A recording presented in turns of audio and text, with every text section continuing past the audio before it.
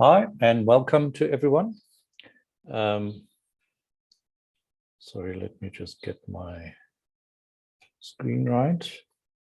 Hi, welcome. My name is Shubi Musa. I'm the Executive Coordinator of the AfroPHC, the African Forum for Primary Health Care. I'm glad that you all are joining and so enthusiastic about this course.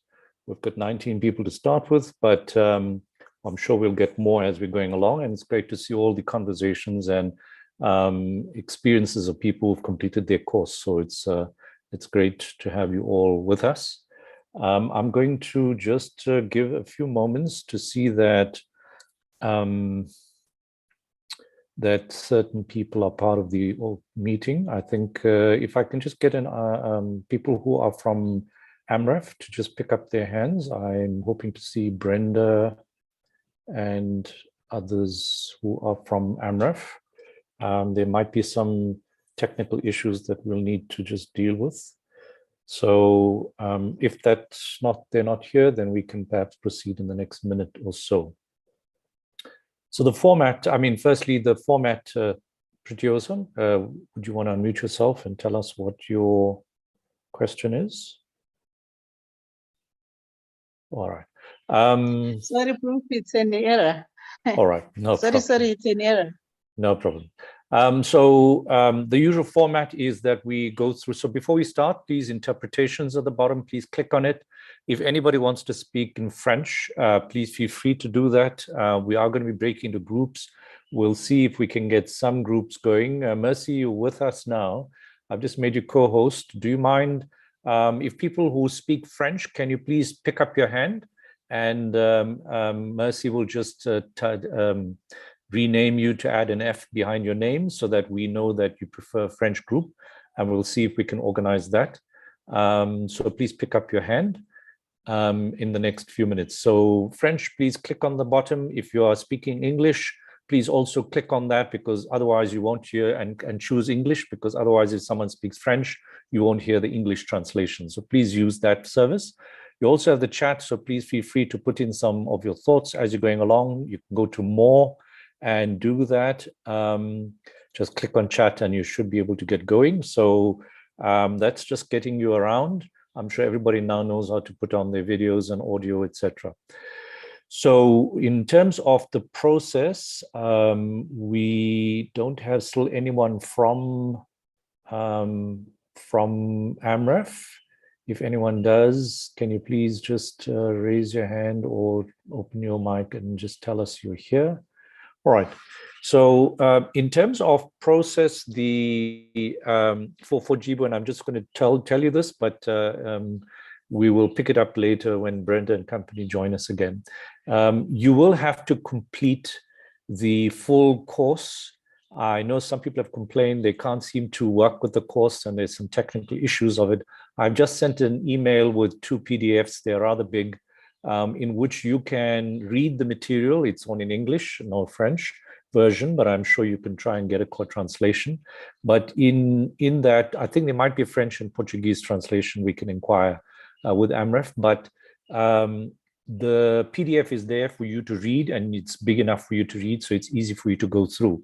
But unfortunately, you have to also, on the app, actually page through everything, because the app needs to register that you've moved through all the pages. So even if you can't read it, you need to move through all the pages, and then you do need to do the quiz. Just completing the modules is in themselves not enough. You have to do the quiz and you have to pass with 70%, but you can always try it again. And the questions to me are rather simplistic. So it's really the fact of the matter is that you have to work through the material. Simply, doing that and getting a certificate is not good enough. So I hope that people will do the right thing in putting the effort in the course. And we are trying our utmost to help you. So in terms of the process, I'm going to go through the presentation very briefly. It's really the material that is there and that you would have seen, but I'm going to just try to put that up, and we will put the recording as well as the slides which I'm sharing with you on the website. And let me perhaps even share it here so you can follow if you want on the on the system, so you can click and get it up. So give me 2 secs and I give it to you. So the slides are in a PDF and you can pull them up. So that's coming to you. And from there, we will then go forward. So let me share the slides.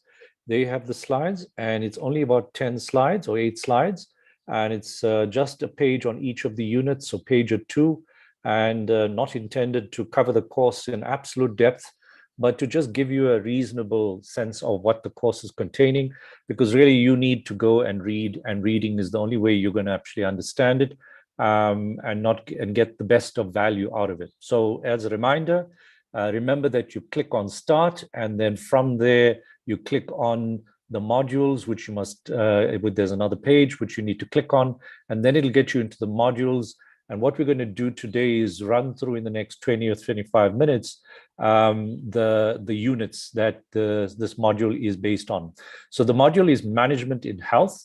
And it's basically going to be talking about concepts and principles, functions and the roles of managers, strategic planning as a concept, operations management as a concept, and then the management of effective teams or teamwork, and then risk management in health. Very brief, some of them more detailed, others less so. So let's look at the concepts and principles. I think that firstly, there are 2 elements, the skills and the principles. I think they really much the same. But I think what you need to think about when you are sitting and asking yourself how you're going to manage, you basically need to think about the environment, the resources, what your objectives are and how you plan for it, and then try to be effective in terms of outcomes and efficient in terms of use of resources. So some of these skills and principles are put out there. You can see that the principles and skills are basically a division of labor. It's how do you manage is basically saying, well, what is involved in an organization? So you're dividing the people, which is the labor. You're looking at who's in charge of who. How do you maintain discipline between, with everyone? How do you make sure that the line of command is clear and the way in which we all move is clear and is going to be in a single direction? You've got to find ways in which people don't run off in their own directions. How do you find ways in which you bring them their individual interests, recognizing that, but getting them to come behind that unity of their direction and unity of command? Some of that element of people and labor is the remuneration, the way in which you centralize or decentralize the sort of control elements or the resource elements within it. The scale of chain is basically looking at when you have multiple, organizations, do you have multiple layers? How do you actually cross-manage them? Order, simply that you don't have chaos. Equity, where everybody feels that they're not being deprived, where people feel I am not at risk of change, which is willy-nilly, that they're given some sort of you might say, ability to be showing their own initiative, which is a lot to do with decentralization. And Esprit de Corps is just the motivation. Are we feeling like a family? Are we feeling like we are one in terms of doing it? So skills as well, technical skills are things that relate to this, but it's not just that you know how to lay things on paper. It's also how do you work with people? And this is not just working with people, but skills that try to help people to move in a particular direction. Not that everybody loves you, but that you are able to mobilize them in terms of using team skills, people skills, and the technical sort of how to do things on paper and in terms of structure, etc., and also then lead in forward. So, obviously drive skills help you. When you are a stronger have drive skills, then you tend to be a better leader. So looking at managers and leaders and the difference between them, we've looked at the leadership, and often, it is that you expect a manager to eventually become a leader. You also realize that leadership is not a concept that is only for the people at the top. It lies in distributed leadership amongst everybody. But in terms of our minds, people who tend to go up to the top, even managers with some leadership skills, the best of the leaders tend to go up to the top. And the difference between those people who tend to do that is that they tend to be able to deal with not just complexity, but they're able to change. So obviously, as a manager, you're not the routine person. You're able to deal with complexity, but you need to deal with not complexity, but change. We got to move people in a particular direction. And so managers tend to, leaders tend to create this environment of complexity, of dealing with how we organize things. And then they support managers who then say, okay, my brain can't think at your level, but I can do certain things and I'm able to do this XYZ. So managers plan and budget. They have these relatively high level skills, but they struggle to maybe set direction, shared value. They also are able to organize and put people into that business, but they may not be able to align it with the overall organization. And empower them. They might struggle with some of those issues. Managers also solve and control problems, but there's much more to solving problems within your organization. There's the environment, like we've talked of, the resources and how you move things, through the environment. And that, I think, represents some of these elements that are important concepts and principles.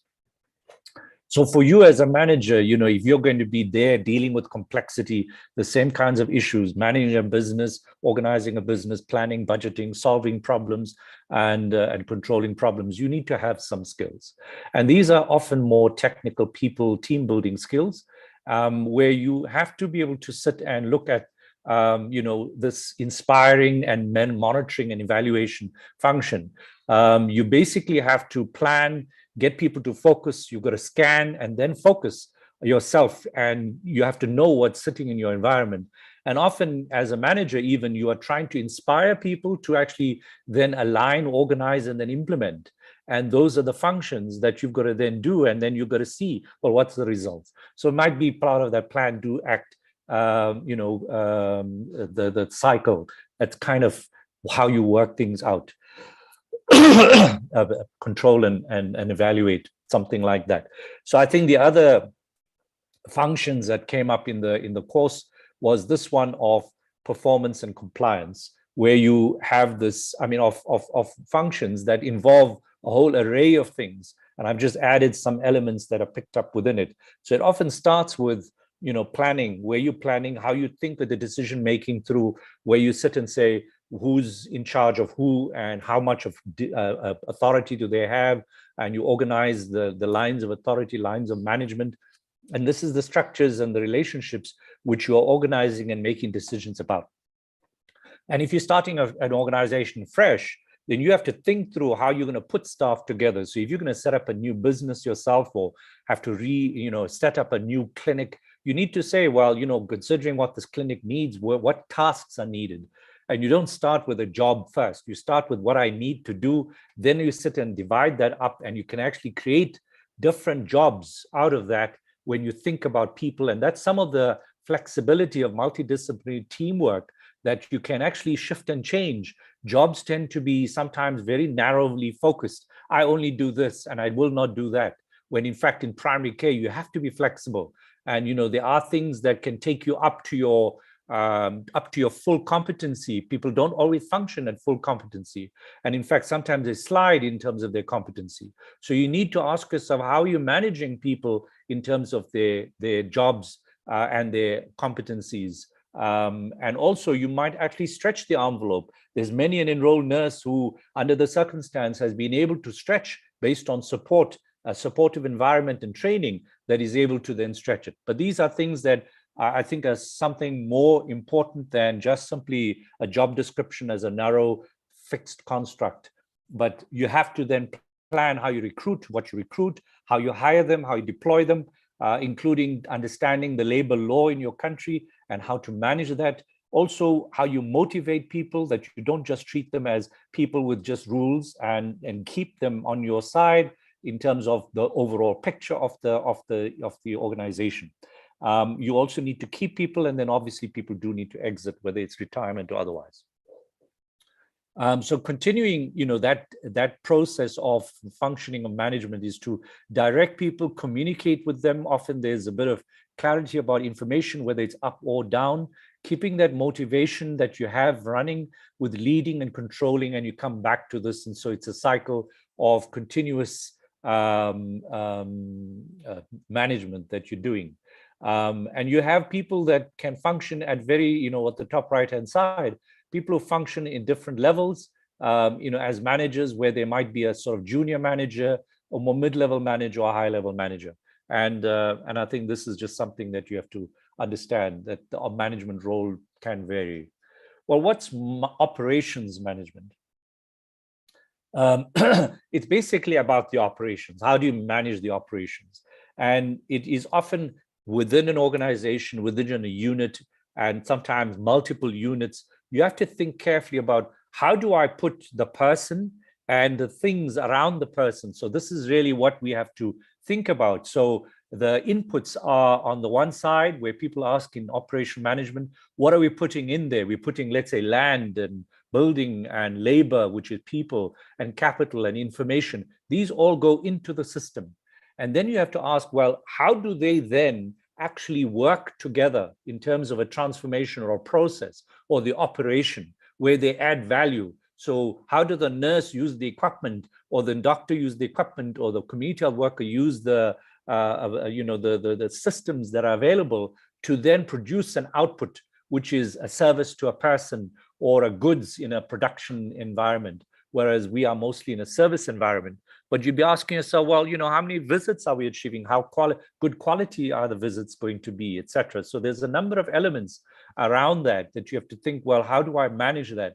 And that is really the control. You need to be able to show how you're doing that. So you need to get feedback from both your inputs, your transformation process, by observing what's going on and actually seeing what the quality of the service is. And this is really the key element. So looking at the responsibilities in operations management, which might be at a high level, in an organization, but at the end of the day, in each of us in a clinic, we'd say, well, that's the facility manager. She's the real operations management. Sometimes people call them ops managers. Basically, they plan. They look at, well, what capacity do we have? How many nurses do we have? Where are they located? What do we need to do? Do we need to add something or pull something away? How do we lay them out in a particular facility? Do we put the nurses into, all the chronic together, or do we do, everybody into teams that are dealing with particular things? And you'd be surprised how little we actually consciously think about it, and we let others make decisions from above. And they tend to be very much that kind of approach in health systems across Africa. They think that people are incapable of actually thinking how to lay out and how to do things. And they don't listen when these nurses and doctors work on the ground and tell them that, listen, this design is completely wrong. It's not very person-centered. No, that's the way we're doing it. That's the policy.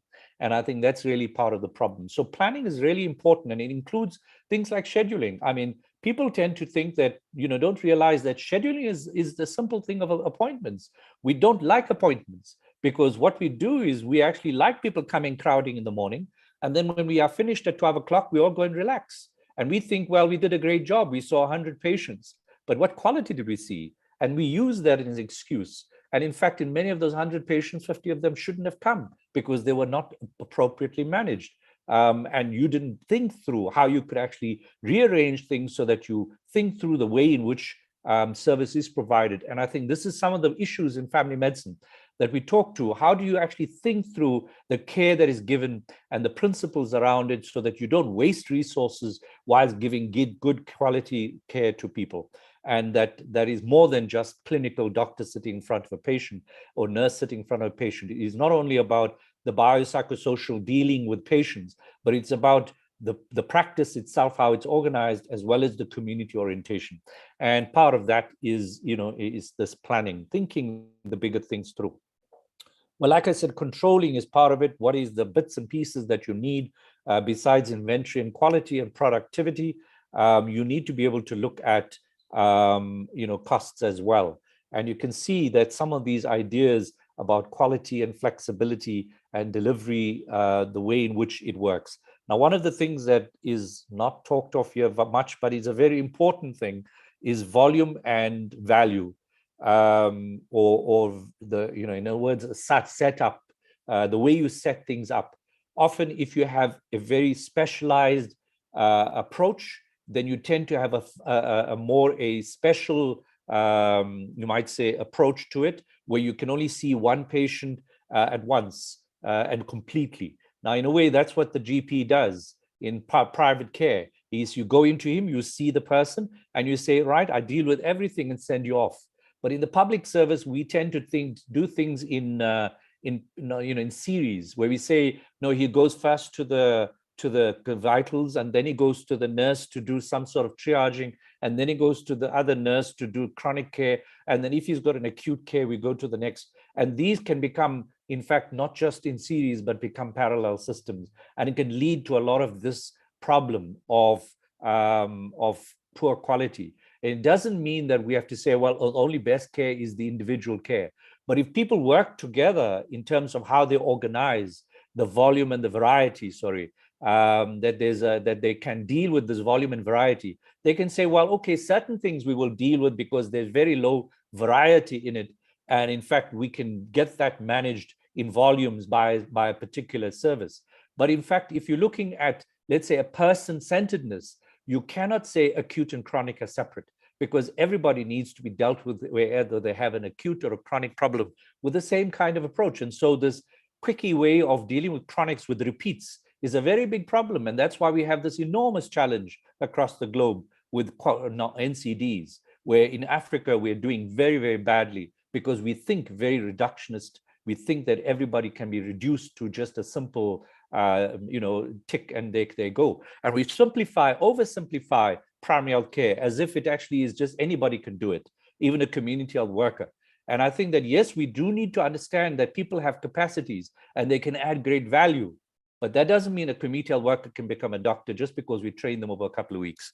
We have to ask ourselves, how do we actually look at what's needed and how to use everybody appropriately within that team? So volume and variety is a lot of things that people can do on the ground if they think about it and they actually reflect on it. And many managers can think about it and reflect on it. Unfortunately, in this course, in this space, I don't have the time. The course itself doesn't actually deal with some of these options. We can talk to that if need be. As you can see, organizing. Centralization is actually a big issue. Often people think of organizing as centralizing, but in fact, decentralizing is a very important concept supported by the WHO. And many a times there's very little decentralization because, in the WHO's words, there's a reluctance for people to share the resources, and they turn around and say, well, people on the ground don't have the capacity.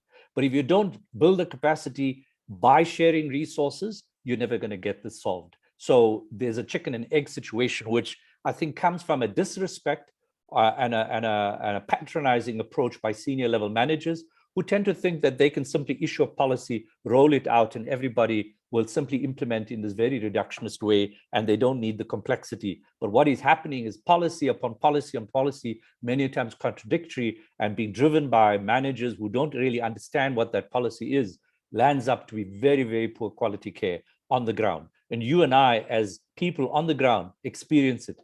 This instructions coming left, right, and center, and there we are trying to deal with this person in the best way possible. And many a time we burn out. And this is some of the staffing challenges. How do you actually deal with this problem of this person who's sitting there, and how do you manage and organize that staff? And then the direction and the way in which you work with staff. So that's just the whole operations management. I think you can see on the top that it involves sometimes finance, operations, and marketing. Sometimes that can be the difference, where people tend to do that side differently, where they say, well, finance is a different section, marketing a different section, etc. But these on the ground, operations pulls all that together, and should be. There are some of these which are more specialized, but operations is the core of the organization, and it's what most of us do on the ground. So strategic planning, that's the kind of thing, yes, we say, well, that's senior managers, but the truth is that senior managers need to make sure that they really make their strategic planning percolate right down to the bottom, because without that, they are just talking shop and putting papers and documents together and really achieving very little. So unless the people on the ground actually are part of this process, quality of strategic planning is very low. And many a time, big health departments tend to grow this big fat strategic plan, which in fact is not very useful, because it doesn't appreciate that everybody doesn't sit. There's almost malicious compliance. People learn how to jippo the system, and they'll put their targets right at the beginning so that it's just achievable. They won't achieve what is really needed. They'll do what they can do. And so there's people who just do this and people are happy. Oh, we achieved our targets. And the people on the top will just bite their teeth, grind their teeth, because they haven't really figured that out, that they need to deal with people and give them a big vision, which is really important. So how do you start with that vision? It's really to start, and involving everybody is to sit and look at these things, which most of us understand as, and using that strategic thinking process, which is to look at the organization and look at our strengths and weaknesses, to scan the environment and the driving forces, and then to sit and say, where are the opportunities and threats, which is in the environment? And even the organization, in a way, where are we with our objectives? Where do we want to go? So you can see that that's the kind of percolation through it. And if the organization, the leaders are sitting in some, 10, 20 people sitting in some remote, Imbizo, and suck this all up themselves, then they're dreaming. The real way to do this is to make sure that people on the ground inform that process to a lot of small level Imbizos on the ground. Doesn't mean you're going to get people to think at a high level, but you're going to ask them, where do you see we going? What do you see as strengths? What do you see as weaknesses? And then build that up slowly, bringing that idea slowly up into a central space where you've got some ideas, and then you actually gel them. And many a time you've got to work iteratively with that. You've got to make people feel that what they are saying is actually visible. They can see the words. I mean, an example is, for example, we are developing the policy framework for African primary health care for UHC. And we've been very diligent to actually reach out and make sure people are adding their voice into this to build up what we see as a vision, mission, values with clear goals and objectives. But as we're doing that, people should be recognizing, I remember we talked about that idea. We want to make sure it's there, because many of the people who looked at the document asked, who is this for? I said, well, it's for us, for starters, because we need to make sure that people who belong to AfroPHC feel like, yes, our voices are being heard and we can see our ideas somewhere in there, even if it's just a small mention here and there. My words seem evident.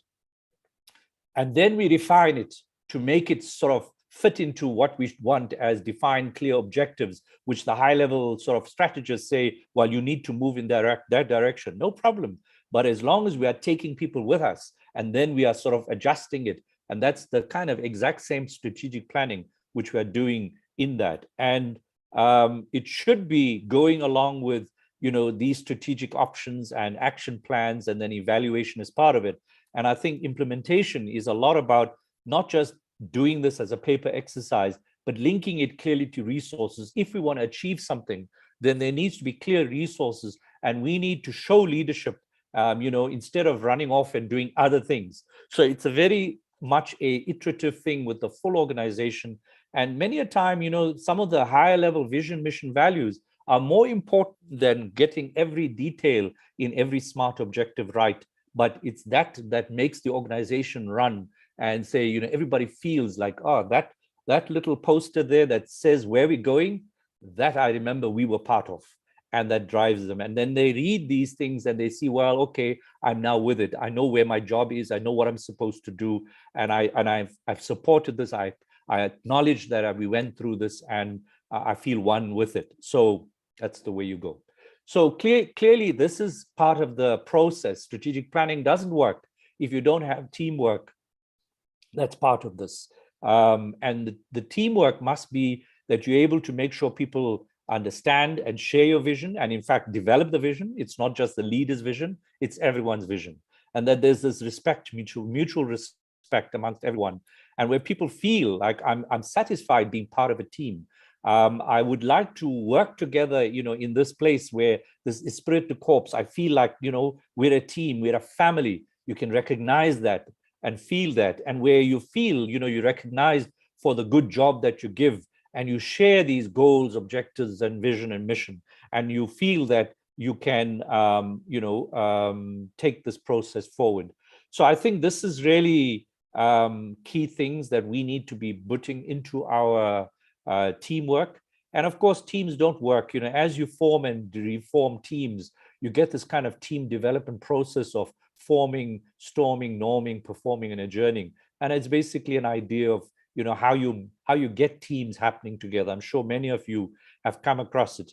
Another very useful idea, and I think here's a nice little something I stuck: together each achieve more.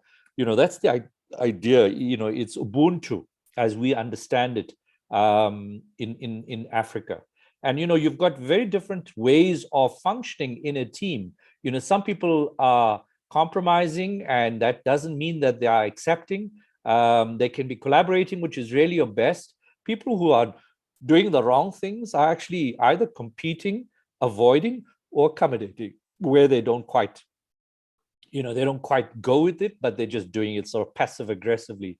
Compromising, they're not really like a fox, they're not really doing it, but they're actually compromising the whole position. So I think you have to look at that, and there's very good team tools, which have escaped my mind right now, but there are some really useful team, maybe some people can remember it and then share it in the group, but there are team tools that can actually allow you, and I think we did it somewhere in the AfroPHC in our process, that allow you to understand different roles. Sorry, it's the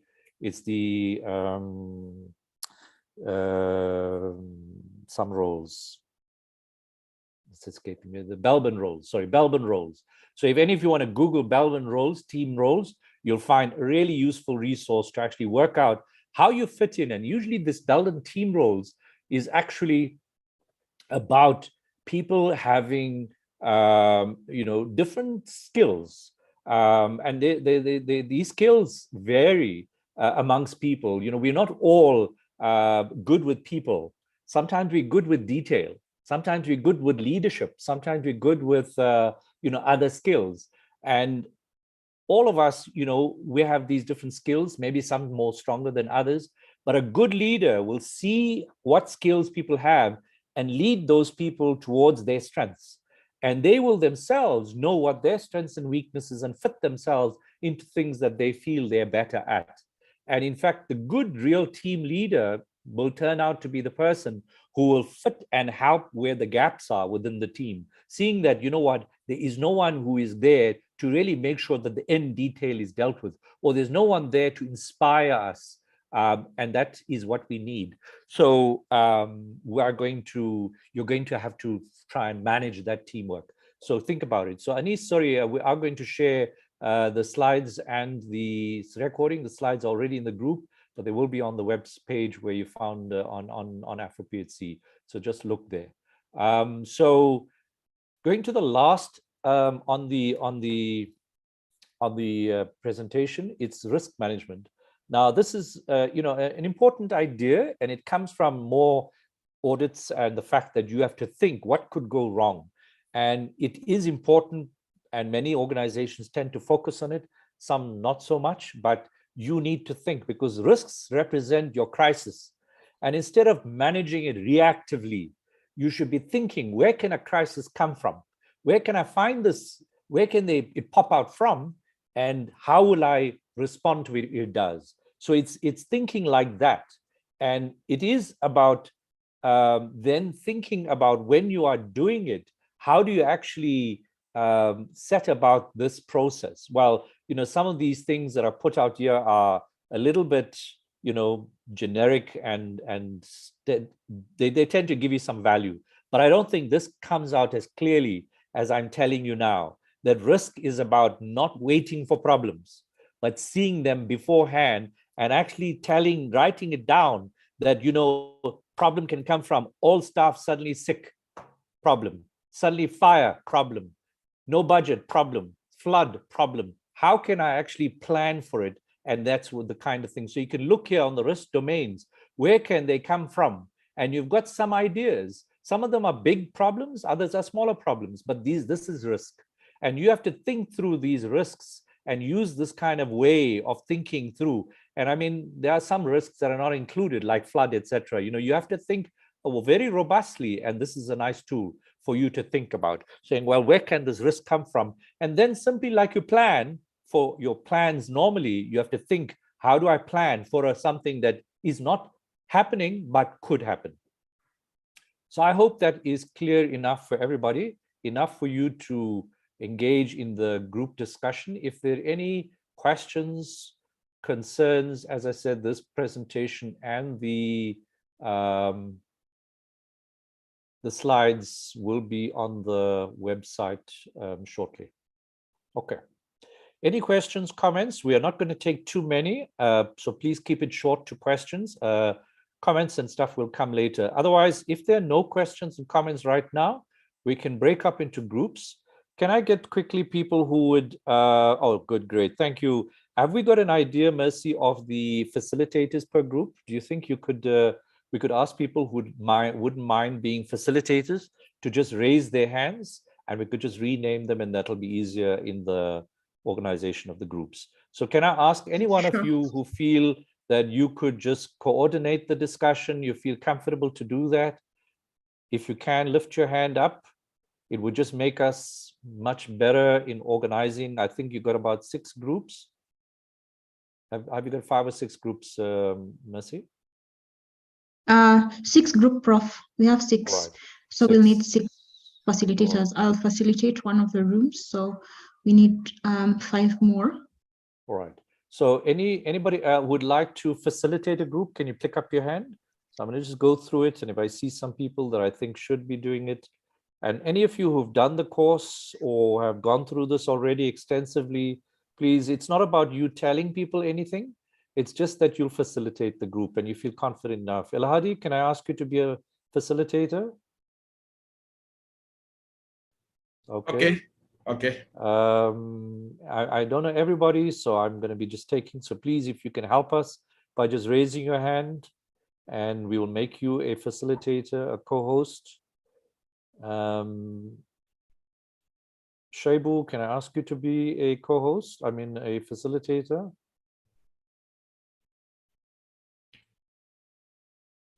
Lillian, can I ask you to be a facilitator? I think we've got 4. I'm going to just pick some people randomly. And Mabor Chol, do you mind being a facilitator? Mabor, let me know if you have a problem. It's okay. Yeah, I'm not having a speed whereby I can communicate very well. All right, no problem, Mabor. Yeah, thank you. No problem. Let's see, anybody else who'd like to lift up their hand? Ike Chukwu, would you mind being a facilitator? Expertise is in the group. You all are reading. You can't be telling me that you don't know anything. All right, and then Dr. Martin Macau, I'm going to do that. And I think we have more than 6, but I think we've got that. Can you now organize the groups? I think about 1, 2, 3, 4, 5, 6. Okay, so I've already assigned participants. I just need to assign the co-host because I've not done that with the participant. Let me just create. I think we might pick up that they are. All right, you've got. You've been able to organize the rooms. So let me just leave that alone.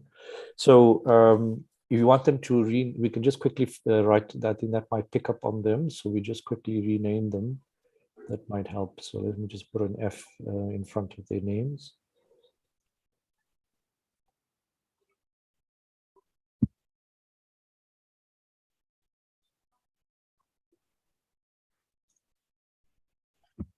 And actually, let me just put 1, 2, 3, 4, so we can just get that going. Dr. Macau, F1, idea F2, and I think we'll do this. I think beforehand. So little F3, Shebu F4.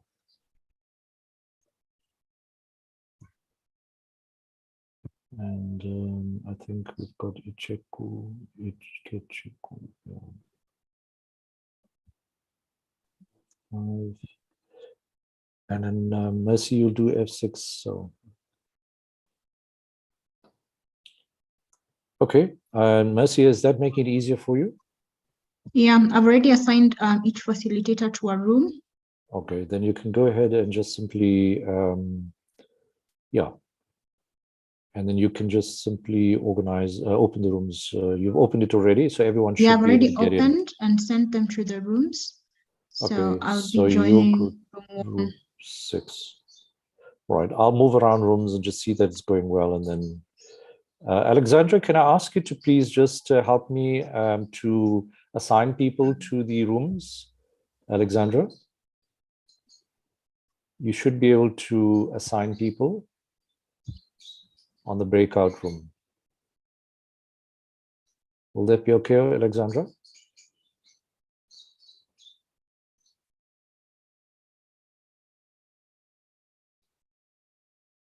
Hi, Alexandra, are you able to just allocate people if they come in? It's not really a bother, but it just saves me having to sort of jump up and down. All right, great.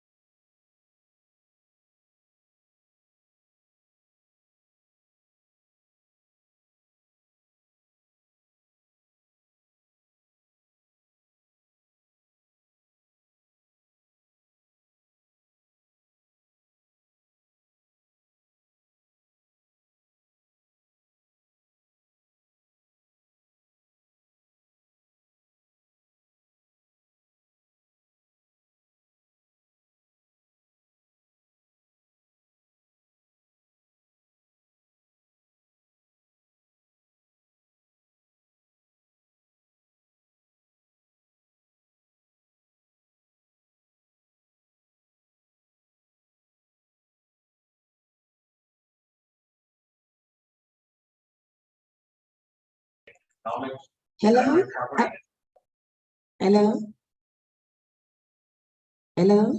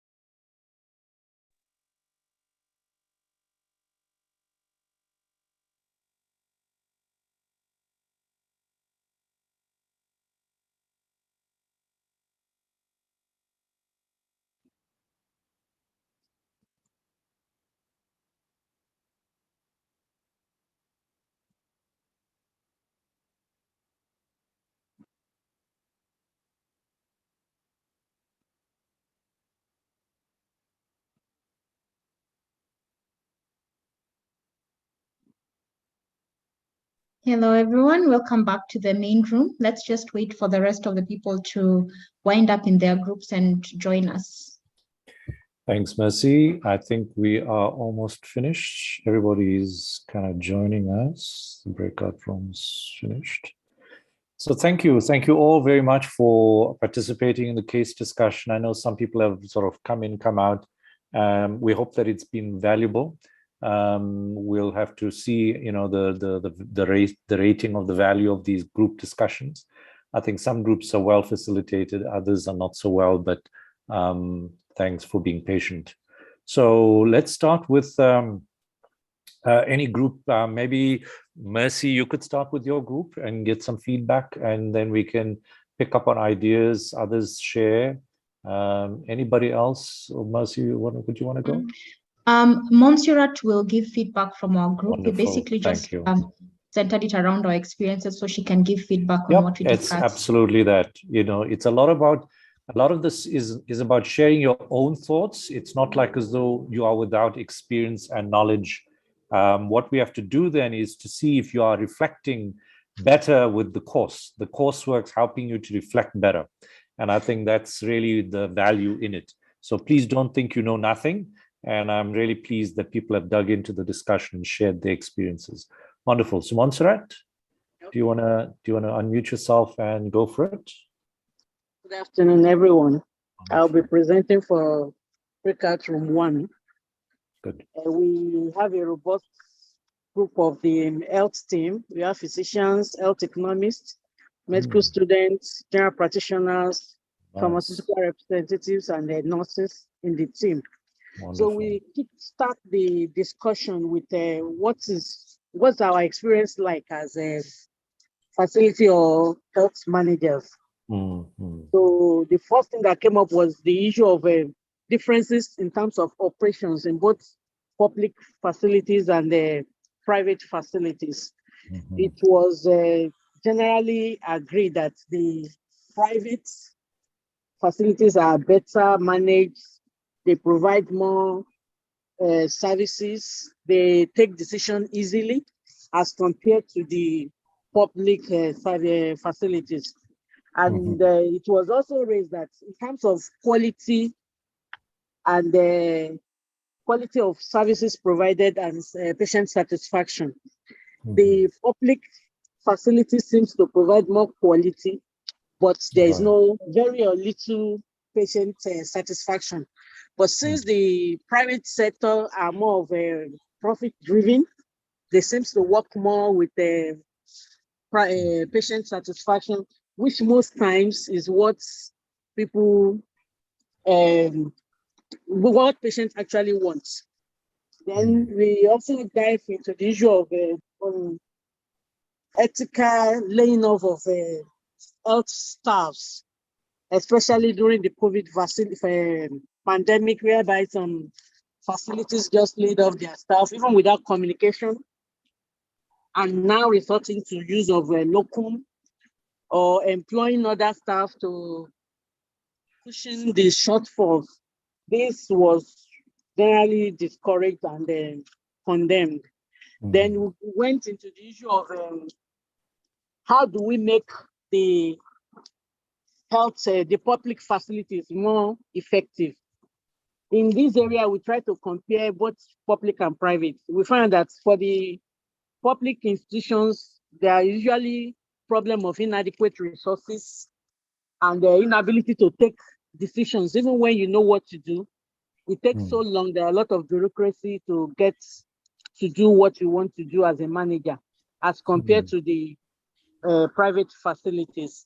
Then what will be the way out for public institution in that area?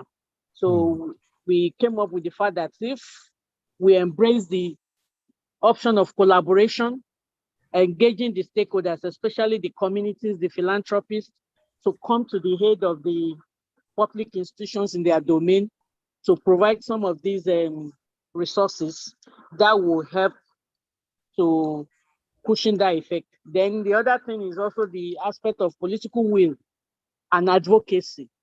It was observed that most doctors don't usually want to venture into that area but we really need to key into that area in the sense that those who are allocating resources or those who are making policies may not really have the nitty-gritty of the experience that those on the field are actually experiencing. And if we are there, apart from enlightening them, we might even influence the way such decisions were being taken.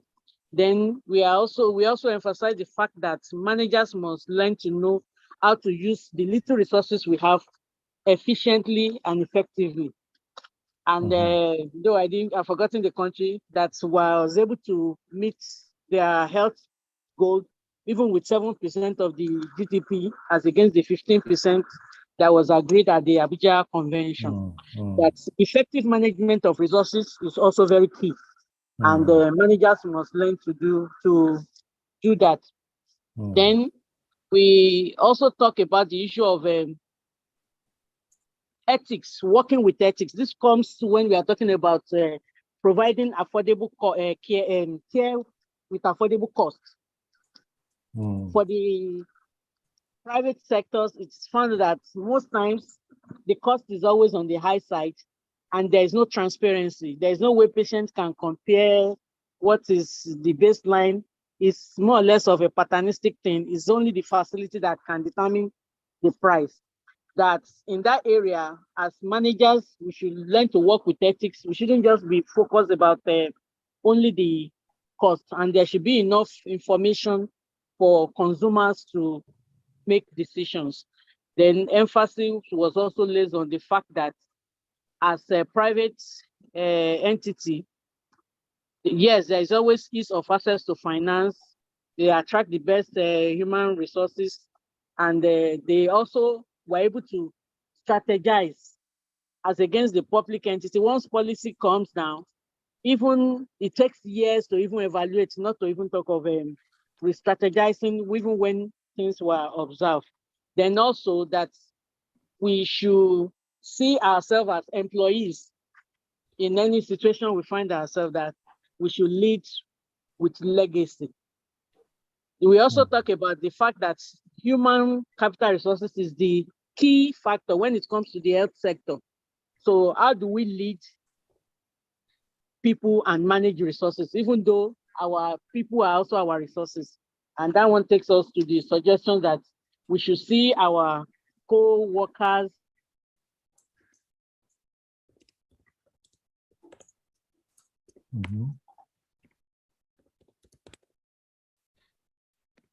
Montserrat, we can't hear you. I think maybe we've lost her.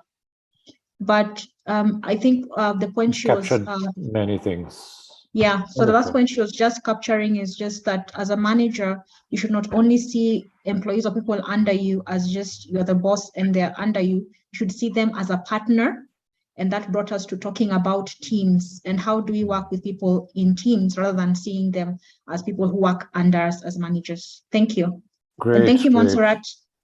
Wonderful, Montserrat. I think very important points about public-private and the question of resources, the costs and the ethics around it, and then the fact that private seems to be more responsive than the public, and that people are partners in the resources of any service. So good, wonderful. So let's go to the next group, and then we'll come back, and you can feel free to say, this point was, briefly that point was covered, and these are additional points. But go ahead and please provide your feedback. I think we can go with the group 2. Any group, please feel free to put up your hand if you're. Hello. Yes, so before is ready. Okay, Montserrat, you've got something to add.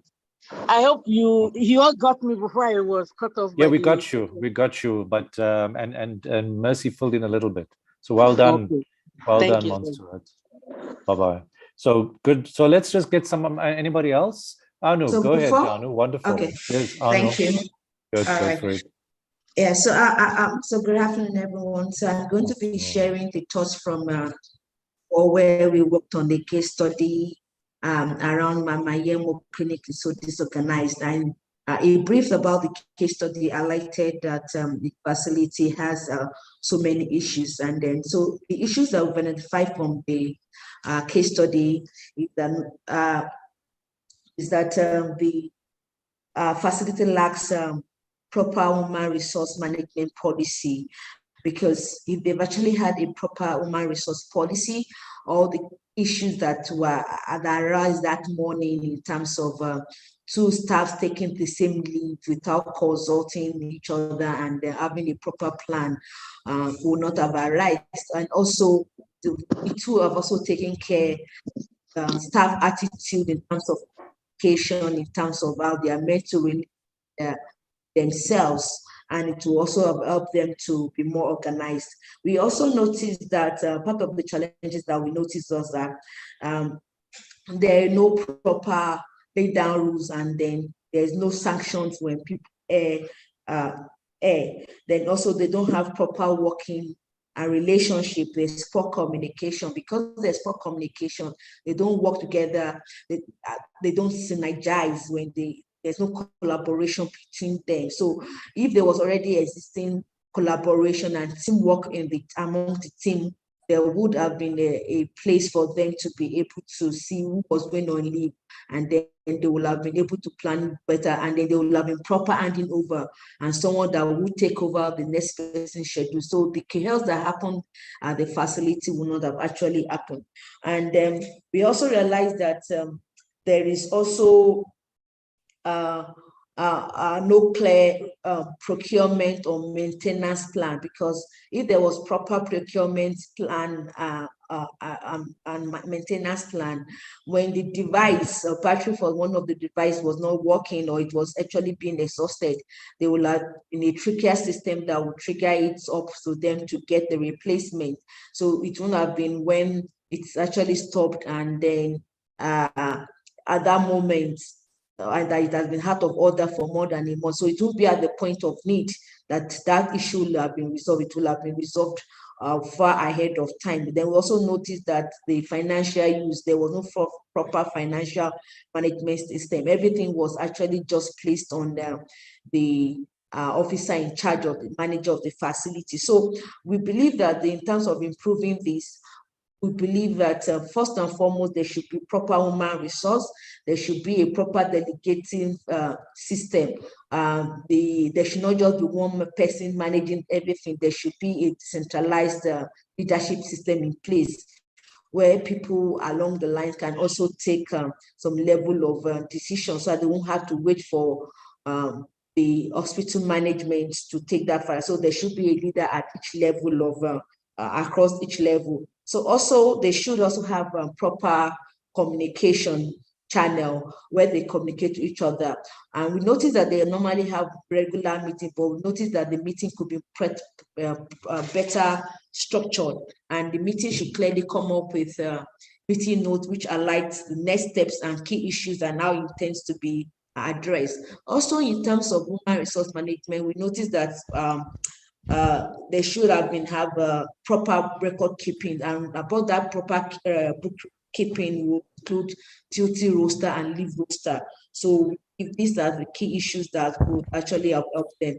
So we believe that for a team to be able to effectively work together, they need to understand their roles and responsibilities.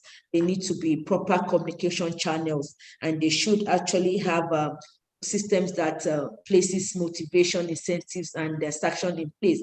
And one of those systems could also be like a clock in and clock out system, where they are able to know who is there. So finally, we also believe that maybe the team members do not also know what they are meant to do. So they should also have what they call the staff handbook, which actually highlights their own responsibilities, roles, and how they are meant to operate. So thank you. So I might want to invite other team members from before to add up where I might have something. No, that's wonderful. Thank you very much. And thanks for keeping it neat and short. That's great. Anybody would like to add? I think if not, we've got another group that's waiting to present, Siolapwa. Please feel free. Yeah, go ahead. All right, Prof. Thank you so much. Siolapwa here from Zambia, from Group 3. Nice, good. So we looked at the case, and the first question was what challenges were noticed in the leadership and management? And as group members, we identified, first of all, I think as my previous colleague has alluded to is the scheduling. Sorry, Sulapur, we've lost you for a sec. Challenges. Okay. And of their roles and right. Yes, as I was saying earlier, we noticed that as our colleague in the other group has already alluded to, some of the management and leadership challenges the hospital was facing were that they did not schedule their time together, and their time for leave, and this could have come as a result of poor vertical and horizontal communication. Horizontal in that they would have sat together as a team very often and regularly to plan the year, to strategize and what's missing in the hospital, wants to take leave. And also at the beginning of the day, because these emergencies, it may be an illness, it may be a funeral, it may be a long-term thing. I think we've seen in the advent of COVID, like you show up at the hospital and find 3 or 4 doctors are not there, 4 or 5 nurses are not there, and you would have to strategize at the beginning of every day on how you can allocate to make the day run a bit smoother. So we noticed that people did not understand their roles and responsibilities at the hospital, and also there was poor planning and delegation of work. In that, even that though there was no one to do vitals, the hospital manager could have assessed the situation in the morning, her knowing that there are 2 nurses who are not there, and planned better. So and I think we've already answered the second question. What operational changes have we made? The thing was to communicate better with our members of staff and the team, as well as not only as a manager, and also encourage them to communicate with each other, not work in what we call silos, which sometimes we may do as healthcare practitioners. No, that's not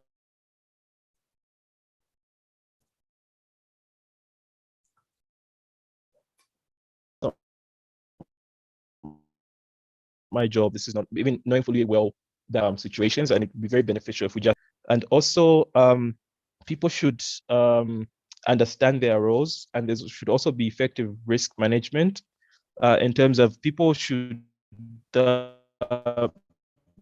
manager should have foreseen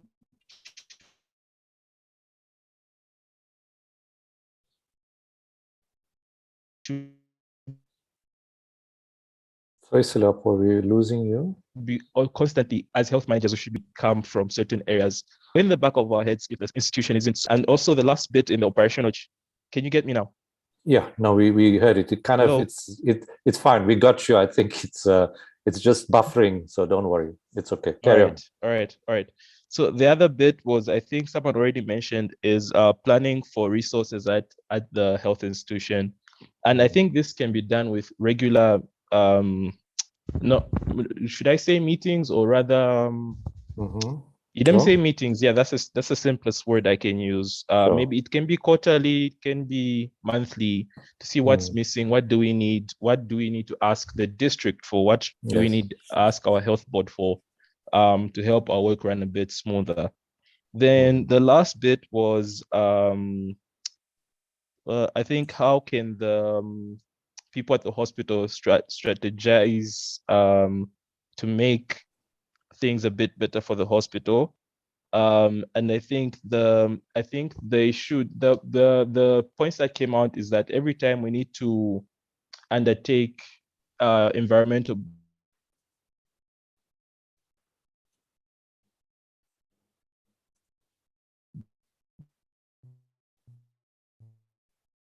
both internal and external analysis going well, and start working as soon as possible. And we should also have appraisals and evaluations to help not only improve the workers' work output, but also know what changes we can make in the next quarter. And also, most importantly, people should be aware of their responsibilities. And if we shouldn't keep it in a way that, well, that's not my job, I won't do it. If it's within our reach and we can just communicate with our colleagues, realizing that we're in resource constrained situations, we can be a bit more responsible, because these are our health institutions. And maybe I might say people have different motivations when coming to work, especially in the public sector. They're underpaid, they're working as a volunteer. So they don't want to take on, and even in the advent of burnout, you have to understand that some people don't want to take on, some team members may not want to take on extra work and find themselves too exhausted, both emotionally and physically, to be able to work. Yeah, I think that's our contribution. Wonderful. Thank you very much, Zleokwa. I think you've given some really good ideas, and I think you emphasize the same issues, and I think it's becoming clear, the big issues, and thank you for that. Let's go to I think we can have the last, and then we can have some general comments. Malebo, go ahead. I think you can share for the group. Great. Okay, so a lot has been said from what our group was discussing. What we did, we actually went and referred back to figure 4.1, which gave a very nice division between managers and leaders. And basically, like it has been alluded already, we felt that the clinic manager failed dismally for her managerial responsibilities. She was not able to manage resources, that is human resources and equipment. She couldn't plan for budgets. She was not able to manage or control and solve problems. But we also didn't totally discredit her. We felt that she did try, especially in the leadership issues, by the virtue of having regular meetings with the team. She was trying to bring in the teamwork and to share the vision, as they say. But clearly, maybe those meetings were not working very well. We got an impression that maybe she did all the talking and didn't allow the team members to make their input, because in those regular meetings, it would have come out that the batteries were finished a long time ago. So there needs to be some communication happening with the team, intercommunication, not just communication from herself only. And then in terms of, and then obviously she failed in monitoring the human resource issues. She should have seen that, she should have been aware that 2 of her nurses will not be allowed, will not be available. But not only that, she is supposed to give approval for leave, for taking leave, and for the mere fact that she didn't, she's not doing her duties. And then when we looked at the operational issues, we decided that she should anticipate risks like this, where risks of, even if it's not just normal leave, but a risk where members would get sick, and she wouldn't have enough team members, and she should come up with a strategy of how to go about it. She should anticipate that with the use of equipment, at one time or the other, there will be equipment that will be dysfunctional, and she should have a plan in place for that. But we also made suggestions that having 3 big clinics, acute clinic, chronic clinic, and baby clinic in one day, and the lines crisscrossing each other, it doesn't make for effective functionality. Maybe they should separate the clinics and make them in separate days so that they're able to manage the process very well. Another suggestion was that they should schedule appointments, especially for the chronic cases. We do understand that the acute cases, you can't make appointments, but for the chronic, you can actually give them appointments so that you know how many you're seeing in that particular day, and you're able to manage it effectively. That way, both healthcare workers and the patients will be happy, because the patients won't have to be there for long periods of times and not being attended to. But the staff as well will not get frustrated, not knowing which one to look at. Another suggestion was maybe the manager should also introduce whether it's SOPs, procedures, or protocols for the patients to follow when they come into the clinic. So we hear that some patients were being seen without vitals. So there should be a flow chart or a direction given to the patients that when you arrive, this is the first point of place you should attend to. You should have a vital seen and then go to. That way it will make it easier without having to try and shuffle people around. So you can imagine getting a patient coming in, a chronic patient without the vitals, and then you send them back, and then they have to come in. So it becomes really a situation that is not manageable very well. And as a leader, she couldn't cope with that change that was happening, with that frustration. She was very frustrated, which wasn't a good thing. And then in terms of question 3, we said communication between the team members should be better. And that's why we're saying that it sounds like the meetings that she regularly has, it's possibly her talking more than allowing the team members to make an input as well. And then there was a suggestion that division of work must be clear. Roles of each team member must be clear so that they know exactly what to do. So in this particular instance, the community healthcare workers who usually worked outside jumped in to work inside, and they were being instructed by different nurses what to do, and which on its own was quite chaotic. But what also we said was maybe transformational leadership should have come into play. When she sees that there is chaos like this and there's shortage of staff, she needs to step in as a leader and lead from the front and partake and be part of the team and partake in the work that needs to be attended to, so that she's not standing up. And I like that one of the team members, the teams did mention it, that she mustn't stand isolated as a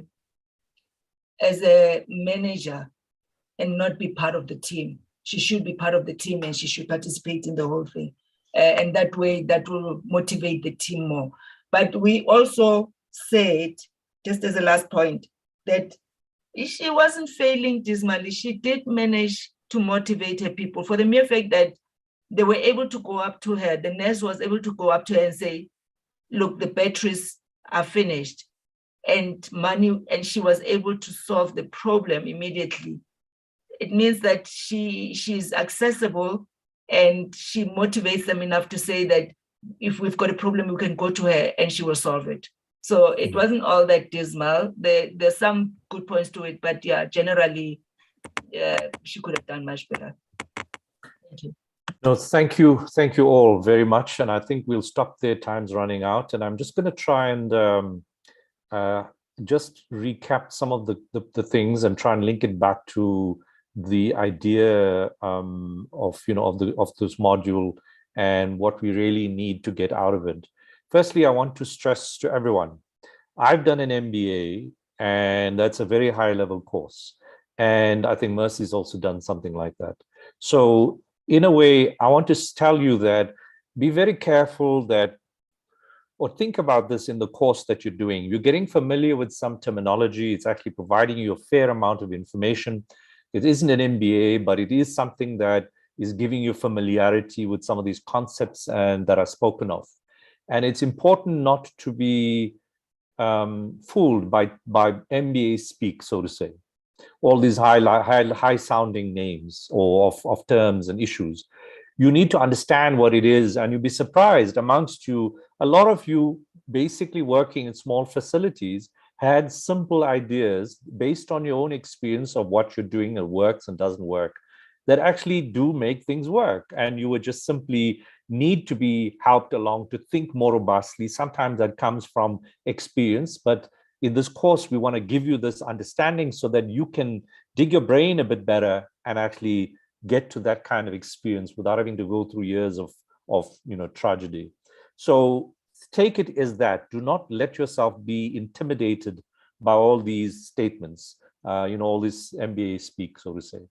So I think, people have understood, and I think that's really important, that, being a leader is really about what I think Malebo talked about, being transformational, being sitting in the front and actually seeing the really big picture. Many a times managers sit with a bit of a small picture and they sometimes get stuck. And that's where you can see this particular facility manager, obviously we gave you a story and it's not a full story. In a way, it's there for you to fill up the gaps from your own experience. So, but you can see a person that's feeling frustrated. And in many ways, it's because they don't look beyond themselves and think about managing your bosses. So if you want to really be a good leader, even though you're constrained as a facility manager, as a person in charge of a very small practice, even like one of the doctors talked, I'm running my own practice, does not mean that you are, that the rest of the world is completely uncontrollable for you. You must look beyond and you must see things that can actually come your way and that can mess your life. And that's part of that risk management idea that is growing in Africa, not just as a document to fill in, but as an idea to be clear about what can come my way that will knock me off onto the floor, off my feet, and I will then be stuck. And the more you plan for that, the better you are going to be. So just think about that simple ideas that you need to keep in mind, that you keep your eye open. Of course, in your organization, like the people have talked about, there's a whole way to think about any policy.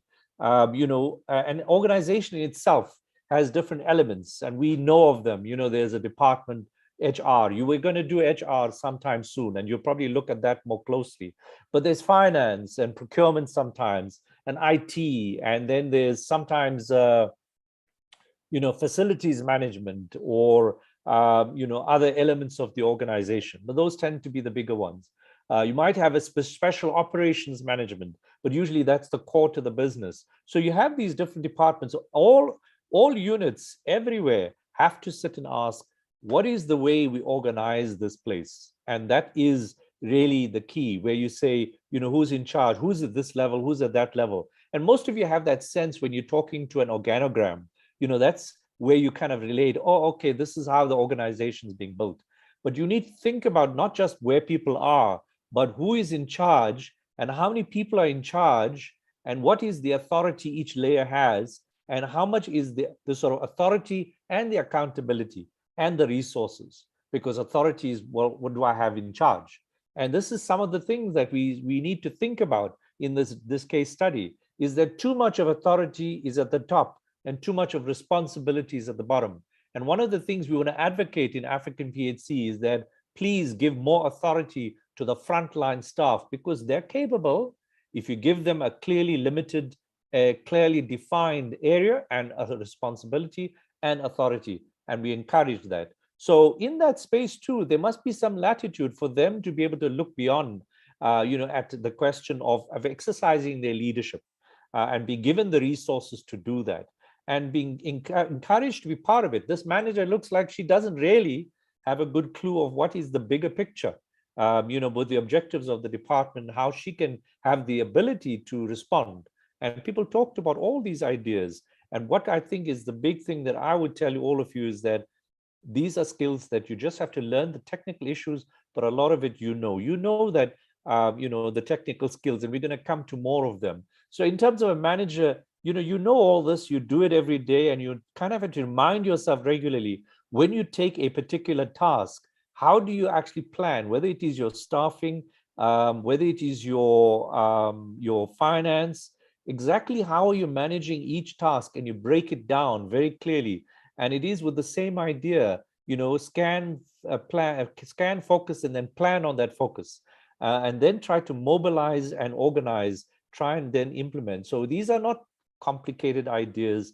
And to me, it is really something that you inherently have simply because you work every day where operations are happening. And sometimes even this question looks very complicated, but really it's the same idea. How do you work in that way where you think through this sort of plan, do, control, act, or act and control PDCA cycle? So you need to actually just have that basic in your head. Don't just jump in and do. Ask yourself what's going on. And even this inputs, outputs control, this is a logic model. Many a time, many of us might have that concept come through in simple project management. We often see it in strategic plans. And to me, strategic planning is not, it's possible at a facility level. If you have your own organization, you control it better, but not very easy if you're part of a big organization. There you don't do strategic planning, you're doing operational planning. And you need to be able to think whether you have those kind of resources to then make some of these decisions. And that's what we find is not really happening. So strategic planning is very high level. And yes, you should be able to know what SMART is and what objectives are and how you fit into the big overall organization. Or if you have your own organization and in fact you have more authority, you should be thinking all of this. How do I do a SWOT? How do I then think through setting up objectives that are linking with my bigger organization, the departmental organization, and what are their big objectives? But for us, we've got to get this happening already. We must advocate it for more of that. so that both private and public facilities which are empowered, where we are functioning, can actually be thinking through objectives and linking up and making them accountable for us, because that becomes a very strong tool at the end of the day. And I think you'll find there's some part of the course that will deal with project management or objectives, etc. And we can dig in more clearly how you can set up these to manage simple tasks. I mean, teamwork is something we are very familiar with, and I think that we all look at that kind of set of issues that we want to do. There's a lot more that we can learn about teamwork. I think there's even a module on teamwork itself. And then risk management is just thinking the big picture. What if problems come? How will I think it through? And there's a little guide, but I'm sure you have many more different ideas on how to think. What if problem comes? Where will they come from? Here's a very good guide. So I think that's basically all of this course, and don't underestimate your own value. Read, and you may find that it actually gives you more. The real value that you'll come out of it is being familiar with the MBA speak. Not because you necessarily will learn a huge amount more, but you'll get familiar with the terms and not get confused or intimidated. And you have to understand them. So please make sure that you spend the time and energy to do them. So if you have missed, Mary Grace asked the question, if she's missed the 3 modules, you can go back at any time. Nothing stops you. While you're busy, you can jump around as you want, but you can go through. There are the taped, the recordings are there, as well as the slides that we prepared. So please feel free. And Lisette, thank you. I think risk management is a very important idea. It is what we're doing every day, but we must make it less frustrating. And we must manage our bosses above and think before they can think. And we can do that, but we need to become more stronger with the terminology. And I think that's exactly what we need to do, Lisette, is not be intimidated. So thank you all very much. I think Mercy shared the link. On that link, you can actually register for the course. Unfortunately, we're going to have to draw the registration to an end probably by the end of this month. I think please do not, we will not be able to continue after that, because then you won't have time enough to complete the whole thing. So rather you wait till next year and start the whole thing fresh, and then have enough time to complete it. So thank you all. I think, I don't know if there are any other comments or questions. Feel free to raise your hand and add any comments. You can also use the chat if you feel, but please feel free to check that. And then I think we don't have people from Jibu. I think if you're having struggles with Jibu, please, if you go to the website that Mercy's pointed you to, you'll see Brenda's details in the WhatsApp group. Please use that WhatsApp group to communicate with her if you are having any challenges. We really are glad that many people are completing the course already. They've jumped ahead and finished the course. So great for you. Please do join these discussions, because just reading things is not enough. It's discussing it that somehow brings the thing to better understanding, and you pick up the best elements of it, the more useful elements in that discussion. So please do join this discussion if you can. If you can't, just go and look at the recordings and keep abreast and find ways in which you don't only get a piece of paper, but you actually have the value behind you. So the piece of paper, please, people have asked this question. You must finish the course, but on Jibu. In other words, you've got to click through each page, and then only once they register, you've been through the whole thing, will they acknowledge that you are doing the course. If you're struggling to read it, we've given you the PDF by email. So you still have to click on the pages. Well, at the end of that, you have to go and do the quiz. If you fail it, don't worry, you can do it again and again and again until you get it right. Okay, so this is a very easy course that you should complete. But we don't want you to just get the piece of paper. We want you to get value. We want you to shine as primary healthcare team members on the ground. I think here's Lisette asked the question about time needed. I think have a look at the material. There are sometimes about 150 slides, which can take you, I think about 15 slides, maybe 10 days, 5 to 10 days. I'd say 2-3 hours a day to go through them. It's actually not even that long, the slides. I mean, I go through this literally in 2 hours to just prepare everything, but and I haven't done the course. I'm just doing it as you are doing it. So you can do it and as you can, but I think there's plenty of time in 5 to 10 hours, maybe 10 to 20 hours a month, Lisette. Is that helpful? That you can then spend and you can spread over the month. We've kind of accommodated that. There are some readings and references. Unfortunately, the references, not all of them are open source. I tend to put on the group anything that's open source, but there are some that are not.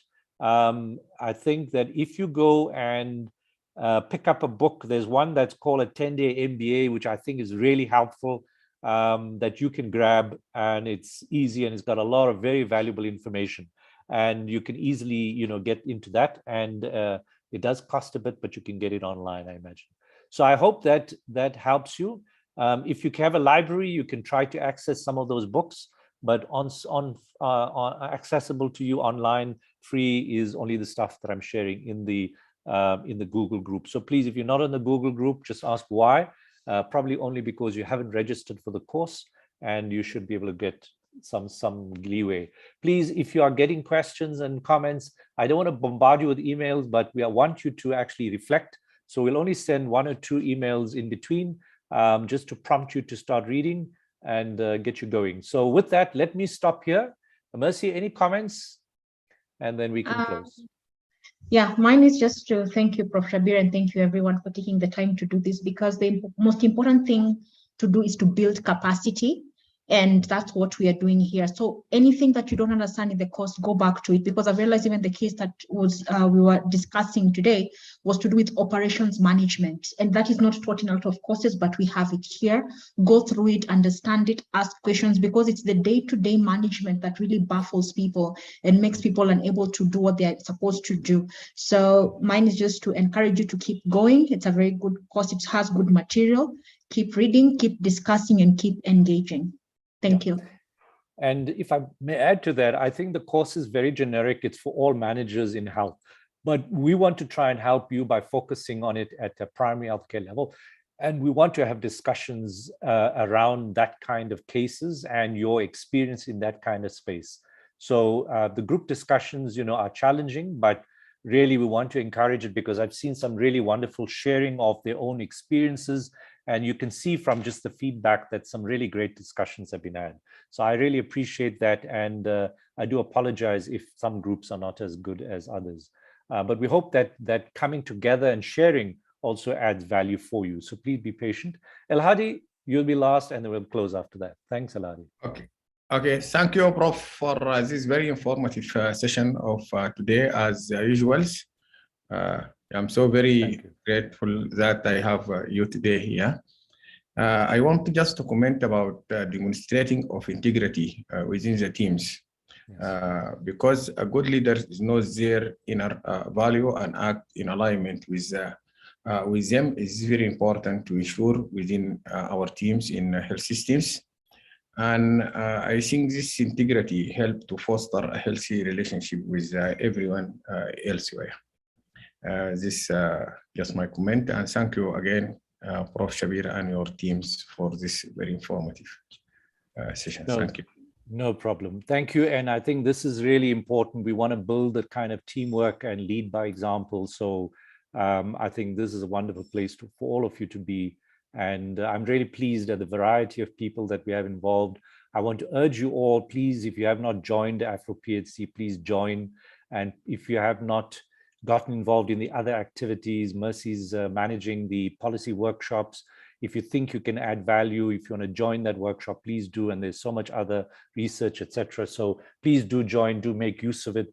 It's a wonderful network that's growing, and we want to encourage you to benefit from it. So with that, thank you all very much. Goodbye, and be well. And we'll see you next month for the same coursework next month. Thank you all. Bye-bye. Bye-bye. Thank you, everyone. Thank you, everyone. Bye-bye. Yeah, bye-bye, all. Thank you. See you. Bye. Thank you. Bye-bye. Thank you.